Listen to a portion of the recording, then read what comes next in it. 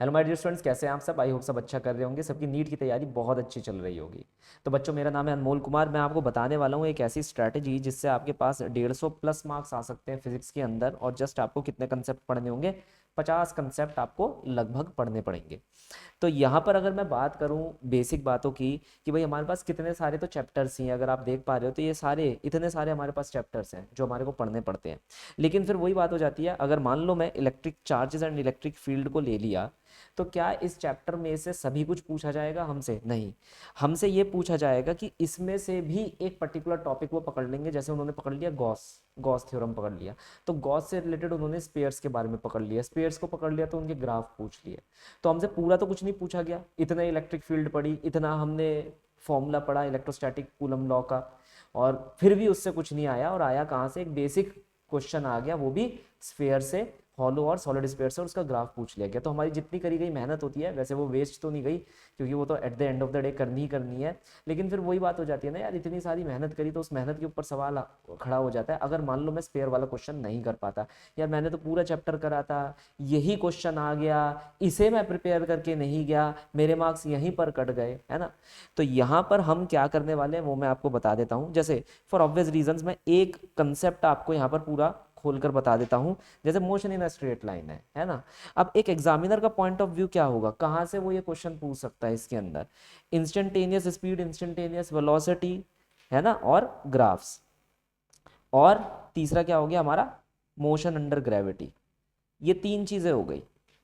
तो यहां पर से भी अगर हमें प्रायोरिटी देनी है तो मैं मोशन अंडर ग्रेविटी को भी एक पल के लिए हटा देता हूं। क्यों? क्योंकि 2D के अंदर, मोशन इन द प्लेन के अंदर प्रोजेक्टाइल मोशन आ जाता है। तो इंस्टेंटेनियस हमारे पास जो इंस्टेंटेनियस वाला कंसेप्ट है, speed, velocity, variable acceleration, calculus जिसके अंदर पूरा यूज होता है, वो वाला कंसेप्ट, और ग्राफ का कंसेप्ट, ये कंसेप्ट हमारे लिए इंपॉर्टेंट हो जाते हैं। आपको पता ही है कि ग्राफ के क्वेश्चन कितने ज्यादा पूछे जाते हैं, है ना। कैलकुलस भी बहुत ही बेसिक लेवल पर हमसे कैलकुलस एक्सपेक्ट करी जाती है एग्जाम के अंदर, तो वो हमसे पूछ लिया जाता है। अब यहाँ पर भी एक ट्विस्ट है। मेन बात यह है कि हम पढ़ तो लेंगे, लेकिन इसमें से भी जो सवाल आएगा वो सवाल दिखने में कैसा होगा, कैसा सवाल आएगा जो कि डायरेक्टली हमारा कहाँ पर आ सकता है? नीट के अंदर आ सकता है ना। तो हम आपको सिर्फ कंसेप्ट ही नहीं बताएंगे, मैं यहाँ पर आपको बताऊंगा कि कैसे उस कंसेप्ट को ऐसे सवालों के अंदर लगाना है ताकि आपका वो सवाल पक्का हो जाए जो नीट के अंदर आ सकता है, जिसकी सबसे ज्यादा हाईएस्ट प्रोबेबिलिटी है नीट के अंदर आने की। वैल्यूज चेंज हो सकती है, थोड़ा बहुत स्टेटमेंट चेंज हो सकती है, लेकिन सवाल का जो लय और ताल रहेगी वो बिल्कुल वैसी ही रहने वाली है। हाँ, इसके अंदर डिफिकल्टी ऑफ द सवाल हम चूज कर लेंगे कि भाई हम एक या तो बिल्कुल ईजी सवाल कर ले या बिल्कुल डिफिकल्ट सवाल कर ले। अब अगर हम डिफिकल्ट सवाल लेंगे तो बिल्कुल बेसिक से लेंगे, ताकि जो ईजी वाले सवाल है वो सारे सवाल भी निकल जाए, एक्सेप्शनल सवाल भी हमारे यहाँ पर बन सके, है कि नहीं। कि भाई जैसे फॉर ऑब्वियस रीजन कोई एक ऐसा सवाल आ गया जिसमें हमारे पास इंस्टेंटेनियस का भी यूज हो जाए, हमारे पास ग्राफ्स का भी यूज हो जाए, दोनों चीजों का एक साथ यूज हो जाए, और तब हम उसका आंसर निकाल पाए। तो ऐसे हम अपने कंसेप्ट को डिस्कस करेंगे, सिर्फ मोनोटोनस तरीके से कि भैया स्टीफन लॉ तो यही होता है, पढ़ लिया खत्म हो गया, जब सवाल आया तो सवाल भी नहीं लगा पाए, वो वाला काम नहीं करने वाले।